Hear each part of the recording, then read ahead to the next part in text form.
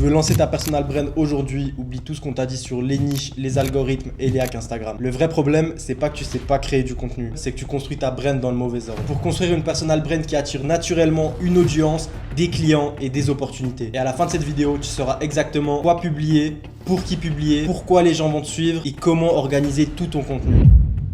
Alors premièrement, on va voir quelle est la vision qu'un bon créateur doit avoir pour construire une bonne brand. Donc voilà, c'est les trois branches fondatrices, le quoi, le qui et le pourquoi. Donc premièrement, on a le quoi. Donc il faut comprendre déjà que le personal branding, c'est vraiment la chose et le plus grand atout à long terme que quiconque peut construire. C'est vraiment la chose que si tu la construis aujourd'hui, ça va prendre du temps, mais sur le long terme, ça sera le plus grand atout que tu puisses construire. Alors premièrement, il va falloir que tu comprennes donc le quoi, ton message. Et comment trouver son message? C'est assez simple. Tu vas te dire aujourd'hui, ok, quelle croyance est-ce que moi je remets en question? Quel changement est-ce que j'ai envie de créer? Et pourquoi est-ce que les gens viennent-ils naturellement me demander de l'aide? Ok, donc tu vas comprendre plus ou moins quel message est-ce que tu vas pouvoir véhiculer en te posant ces trois questions-là. En mettant ensemble les réponses de ces questions-là, tu vas pouvoir trouver ton message. Ensuite, on verra ensemble les 4 piliers de contenu. Juste un peu plus tard, donc reste bien dans la vidéo, on verra ensemble les 4 piliers de contenu à mettre en place pour que ta personal brand fasse des vues, des ventes et surtout que tu arrives à développer une bonne audience. Bon, et là, je vais te montrer directement comment moi, est-ce que j'ai construit mon quoi et de quelle façon. Donc là, en gros, vous verrez, j'ai juste répondu à ces 3 questions-là. Premièrement, donc quelles sont mes compétences? En gros, pourquoi des gens viennent me demander des conseils? Pour quelles raisons? Quelles sont les questions qu'ils ont? Principalement, mes compétences où je suis le meilleur que la grande partie des personnes sur cette terre, c'est la création de contenu, donc tout ce qui est script, tournage, montage, storytelling, copywriting. Donc là, il y a énormément de personnes qui me posent des questions là-dessus, qui me demandent comment est-ce que je fais, qui me demandent des conseils et je sais que j'ai une réelle plus-value à apporter sur ce marché-là. Ensuite, il y a tout ce qui est justement le business autour de ça, donc tout ce qui est funnel, VSL, vente, marketing, construire une offre no-brainer, etc. Tout ce qui est un peu autour de la création de contenu et du business en ligne lié à ça, j'ai une réelle expertise et je peux apporter énormément de valeur sur le marché. Donc moi, c'est exactement ce que j'ai voulu mettre en avant et ça fait partie de mon quoi. Ensuite, quel état d'esprit est-ce que est-ce que je veux transmettre? Quel est l'état d'esprit que je vais utiliser dans ma brand? Alors principalement en termes de discipline, j'avais eu ce défi j'ai 4 mois pour partir vivre en Asie grâce à ma personal brand et ça veut en gros tout dire quoi. Ça veut dire que le mec il se laisse aucun délai, il a 4 mois pour littéralement partir vivre en Asie grâce à la création de contenu et je le fais et je l'ai fait et ça justement c'est un peu le mindset que je veux que les gens pensent de moi et que je veux transmettre aussi en montrant que voilà c'est accessible à tout le monde, que tout le monde peut le faire dans un délai beaucoup plus court que la plupart des personnes ne le pensent et c'est pour ça que j'ai voulu vraiment mettre ça en avant.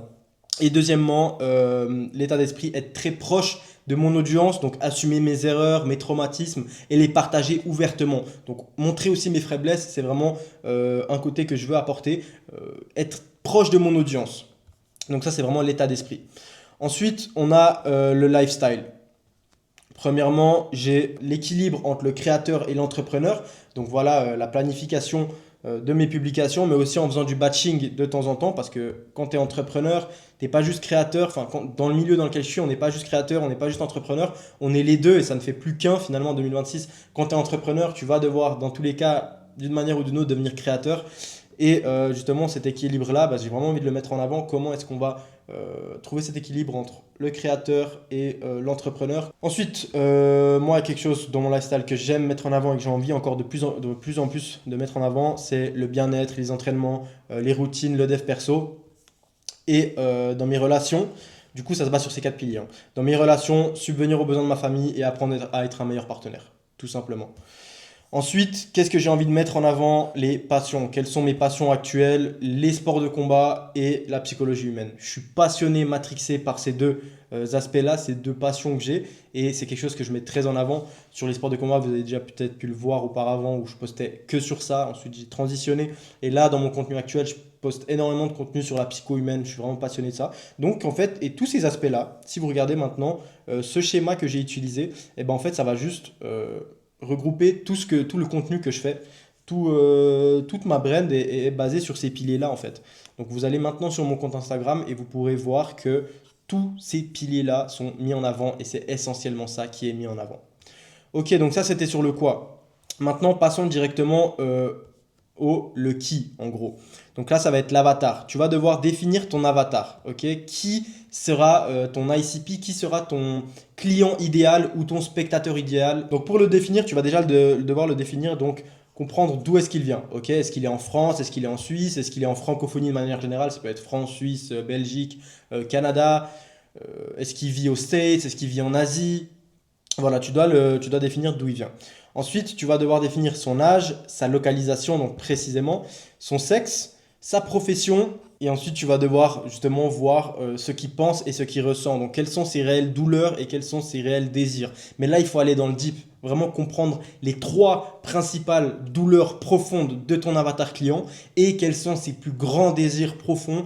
Et avec justement ces deux aspects, donc la douleur et les désirs, tu vas pouvoir baser pas mal de contenu sur ça pour pouvoir le toucher lui et que lui.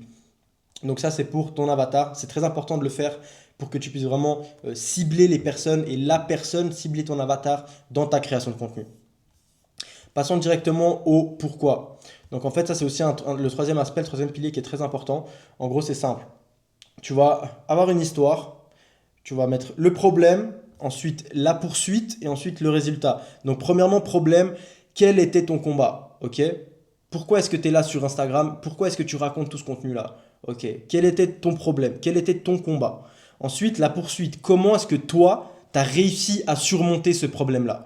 Et pour finir, le résultat et qu'as-tu obtenu après avoir surmonté ce problème-là? Qu'est-ce que tu as obtenu? Et en fait, tu dois te baser sur ce framework de trois. Donc en fait, pour raconter une bonne histoire, tu dois avoir un problème, la poursuite et les résultats. Ok, dans cette deuxième partie, on va voir ensemble comment définir un bon contenu et un mauvais contenu. Donc en fait, c'est deux axes opposés pour cadrer chaque idée. Je vais te montrer. Premièrement, pour avoir un bon contenu, il faut que tu sois centré sur l'audience et non pas être égocentrique et ne pas parler que de soi. Ok, vraiment être centré sur ton audience. Être clair et structuré dans ton contenu et même dans tout ce que tu fais, mais dans ton contenu, c'est principal. Tout doit être clair et tout doit être structuré. Ok, si c'est flou et désorganisé, tu n'as aucune structure dans ta création de contenu et dans tes reels, ça ne va pas pouvoir marcher, ça sera du mauvais contenu. Ensuite, apporter de la valeur. Tu dois apporter de la valeur dans tes reels, c'est obligatoire. Tu dois faire en sorte que la personne qui regarde ton reels ait un apport de valeur assez conséquent pour que derrière elle puisse se dire ok, je veux m'abonner à cette personne, ok, j'ai envie de continuer à suivre cette personne parce qu'elle m'a appris quelque chose. Et si tu n'apportes pas de valeur, et ben justement la personne qui va regarder ton reels ne pourra pas malheureusement s'attacher à toi et faire en sorte de s'abonner ou de même liker ton contenu ou de vouloir te suivre. Donc ça, c'est vraiment important qu'il faut que tu apportes de la valeur.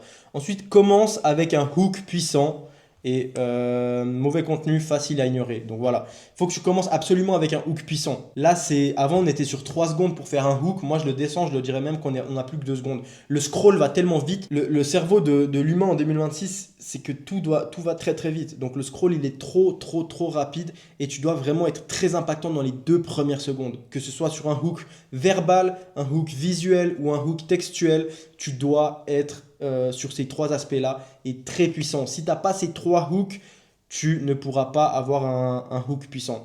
Ok, c'est vraiment important parce que si tu es bloqué, il y a beaucoup de gens qui me demandent, qui me posent cette question-là, ils me disent ouais, je suis toujours bloqué entre 2, 300, 400 vues, pourtant j'ai l'impression de bien faire les choses. En fait, c'est simple. Si aujourd'hui ton Reels est bloqué à 300 400 vues, c'est que ton hook est éteint. Désolé de les termes, je vais le dire, ton hook est éteint. Il n'y a rien de plus simple, ok? Essaye de vraiment, le meilleur hook selon moi, c'est toujours le contre-pied. Okay, le cerveau humain est habitué à énormément de choses. Et ben apporte quelque chose qui contredit, qui prend en contre-pied ce que le cerveau humain a l'habitude d'entendre ou de voir ou de percevoir. Et tu vas pouvoir créer un hook à contre-pied et c'est ce qui marche le mieux selon moi. Ensuite, emmène le spectateur dans un parcours qu'il veut absolument suivre. Okay, ça, c'est très important.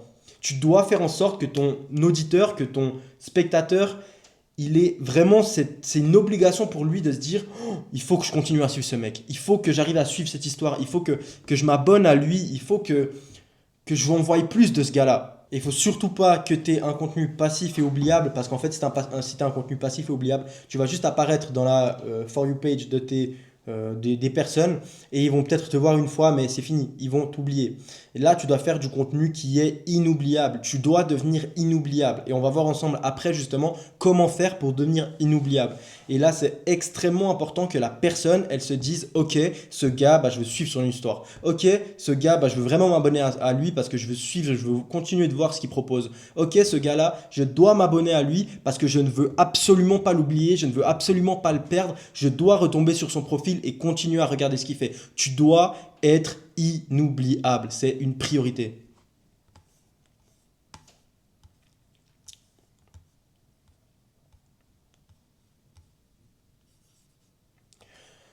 Passons aux 4 étapes d'un contenu performant. Ok, là c'est comme je t'ai dit, il y a 4 piliers, il y a 4 étapes pour que ton contenu performe. Alors oui, on va pas aller dans le deep en travaillant. Je vais pas te montrer comment faire. Ok, ça faut pas que je le dise.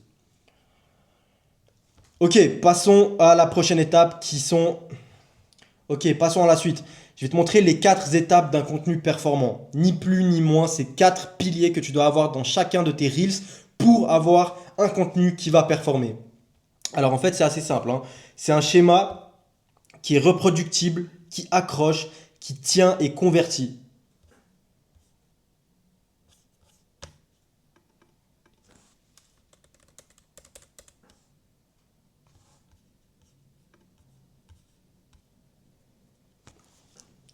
Ok, ok, passons à la suite. Là, on va voir ensemble les 4 piliers et les 4 étapes d'un contenu performant. Si tu mets en place ces 4 étapes et de manière excellente, ton contenu va performer d'une manière ou d'une autre, c'est obligatoire.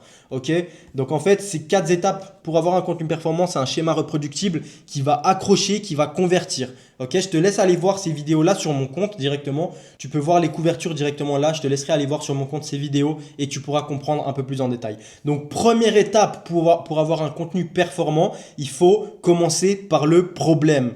Pourquoi ça fonctionne? Parce que les humains se connectent naturellement aux difficultés des autres. Quel est le problème? Quel a été ton problème? Et tu commences directement par ça. Pourquoi? Parce que les humains, ils sont, comme je l'ai dit, naturellement attirés et ils connectent naturellement avec les difficultés des autres. Donc, par exemple, sur ce Reels-là, tu peux voir, j'ai commencé par ce cocard. Et on voit vraiment, tu vois que j'ai un gros cocard, c'est écrit. Ce cocard m'a rapporté plusieurs dizaines de milliers d'euros sur Instagram.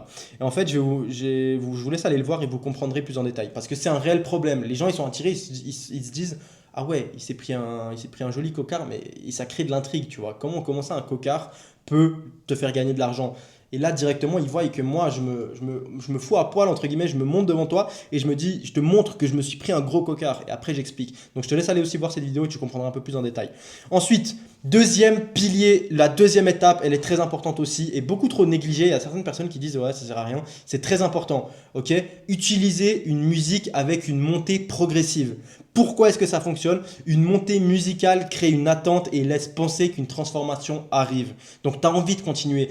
L'humain, dans la psychologie humaine, la musique est très importante. Moi, je sais que je suis très sensible à la musique et qu'une musique peut me mettre dans un mood ou dans n'importe quel mood très facilement. Et on va écouter certaines musiques selon les moods aussi. Donc, choisis bien la musique que tu vas utiliser pour ton contenu et surtout, prends une musique progressive qui monte dans les tours et tu sais qu'il va y arriver, qu'il va y avoir quelque chose à la fin. Et ça va justement créer, parce que le cerveau, il a été habitué à ça. Il est habitué, entre guillemets, au drop où il va y avoir une transformation.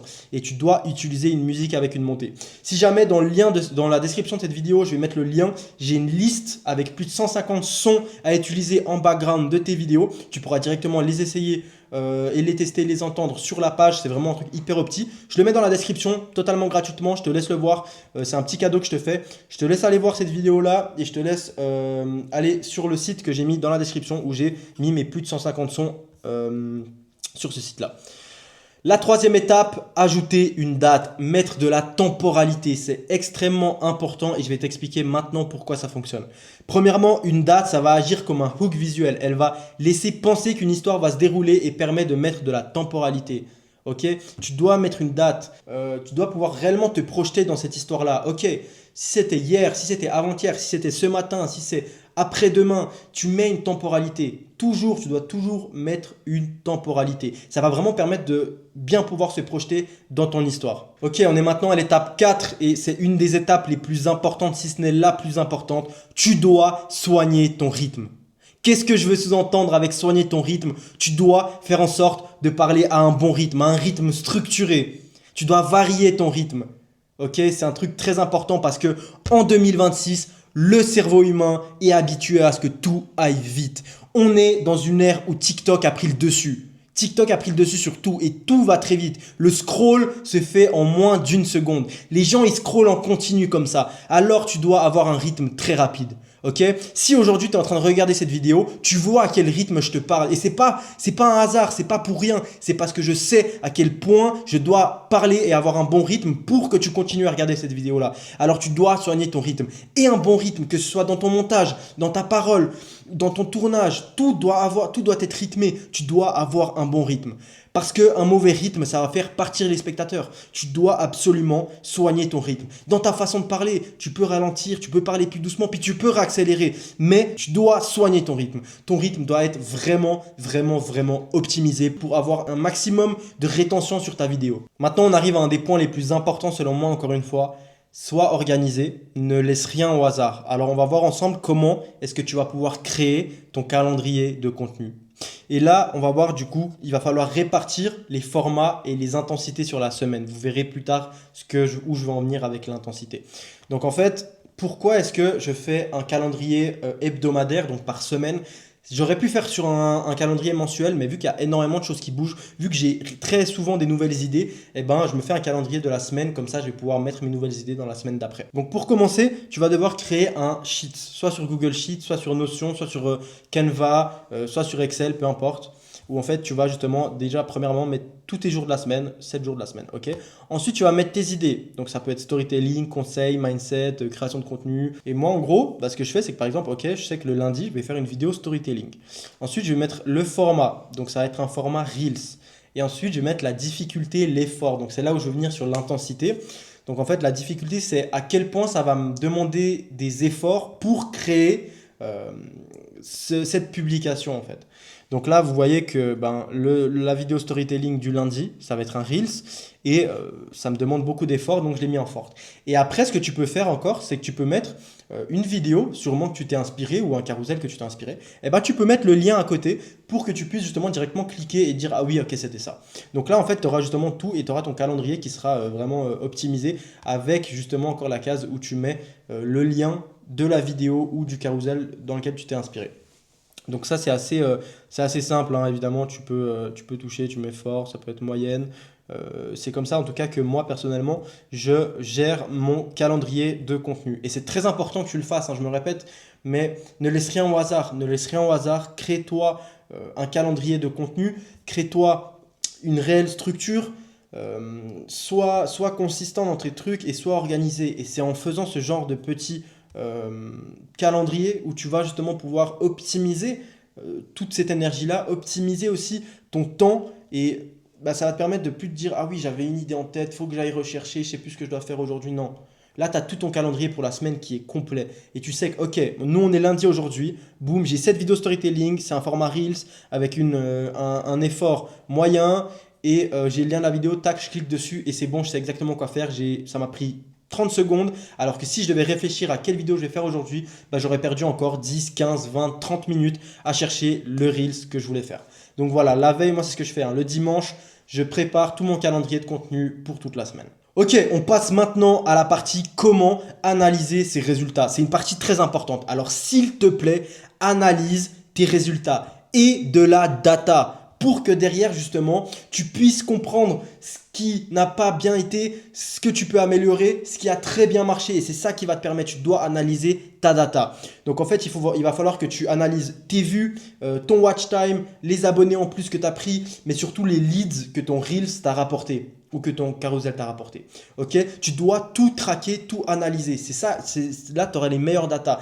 Tout Instagram maintenant ils nous ont donné toutes les ressources pour pouvoir justement le faire, alors utilisez-les s'il vous plaît. C'est vraiment ce qui va te permettre de savoir ce que tu dois améliorer dans ton contenu. Donc en fait, tu verras au moment où par exemple il y a un down et que tout le monde a quitté la vidéo à ce moment-là, et tu vas à ce moment-là et tu vas comprendre pourquoi est-ce que les gens ils ont décroché de la vidéo à ce moment-là. Ok, c'est vraiment important de tout traquer. En fait, après, une fois que tu as analysé et que tu as de la data sur tes réels, tu as deux décisions simples à prendre, ok? Et ça va tout piloter. Tu as principalement ne plus faire ce qui n'a pas fonctionné, ok? Arrêtez, il ne faut pas essayer de tout réinventer. Ce qui n'a pas marché, eh ben, tu ne le refais pas. Ok, tu dois identifier les contenus à faible performance et arrêter d'y consacrer de l'énergie. On ne le refait pas. Ok. Par contre, derrière, tu vas faire davantage ce qui fonctionne. Donc, tu vas doubler la mise sur les formats et les sujets qui ont bien performé. Ok. Ça, vraiment, c'est pour ça que tu dois traquer et analyser. On n'est pas là pour sans arrêt créer. Si tu as un format et une vidéo qui a vraiment bien performé, eh ben, tu vas la refaire. Ok, tu vas la refaire, tu vas la refaire. Tu peux même faire 100 fois le même réel en le postant en plus 5 fois en trial reels. Ça va te faire 500 fois, mais évidemment, il faut que tu changes 2-3 choses, mais il faut que tu gardes exactement la même structure. Ok, garde exactement la même structure, change quelques trucs pour pas que ce soit répétitif et tu peux le reposter. Et même si tu as une vidéo qui a extrêmement bien marché, que tu as posté il y a 6 mois, et ben tu peux la refaire aujourd'hui mot pour mot. Tu peux la refaire, ça va marcher de la même façon. Ne fais plus ce qui ne fonctionne pas et fais davantage ce qui fonctionne. Donc si toi maintenant tu es encore sur cette vidéo et que tu es arrivé jusque là, c'est que vraiment tu as envie de passer un step dans ta vie, tu as envie de passer un step dans ta personal brand, tu as envie de réellement prendre au sérieux ta personal brand.